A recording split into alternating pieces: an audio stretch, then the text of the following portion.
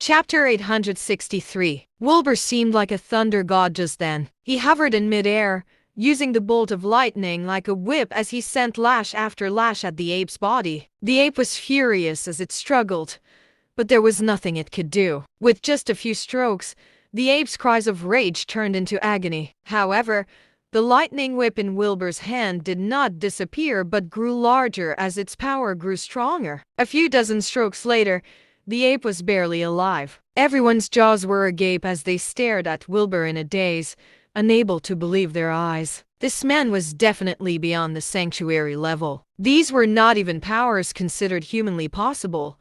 He must be a god. Cameron, Catherine, and Dawson looked at each other, dumbfounded. None of them had expected the companion they had met on the way here by chance to be so terrifying. This was something else. A few minutes later, the ape finally let out its last cry and fell to the ground lifelessly, its body charred completely. At the same time, the lightning whip disappeared from Wilbur's grasp as he landed slowly. The remaining beasts had long since fled from the pressure of Wilbur's presence. The air was dead silent as everyone stared at Wilbur dumbly, their gazes full of fear and respect. Mosa looked especially scared for his life, his face flushing an ugly shade of purple. Cax and Sheldon fidgeted uncomfortably as they stared at Wilbur as well. This man was far more powerful than they were. He had slain Gobu with just one move and whipped a giant ape to death using a bolt of lightning. This man was a god. However, they had been quite rude to Wilbur just now. The three sanctuary-level cultivators had even used these people as scapegoats to hold the ape down. Wilbur and his friends would have been one of the scapegoats. The thought made Cax and Sheldon tremble. Neither of them would survive Wilbur's wrath if he were to find trouble with them. Just then,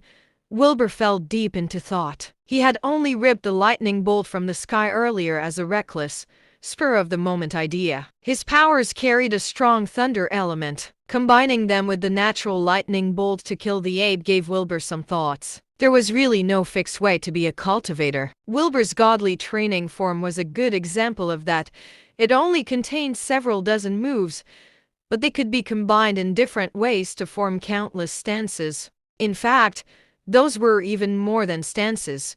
They could be formed into any attack used to take down the enemy. Wilbur seemed to have learned something, but he could not exactly express it clearly. It just felt like he had learned a lesson here. A long while later, he raised his head to look around him. The crowd was still staring at him dumbly. Wilbur beckoned towards Mosa. Mosa trembled, his legs wobbling as he was unable to even move. Wilbur's expression darkened. Sheldon hurried to cry out, "You've been summoned by the master. Get up there." Mosa had no choice but to make his way over, trembling from head to toe. "I'm so sorry, Master. Please." Mosa fell to his knees, both because Wilbur's aura was too powerful and also because he could not stand anymore. Wilbur smiled.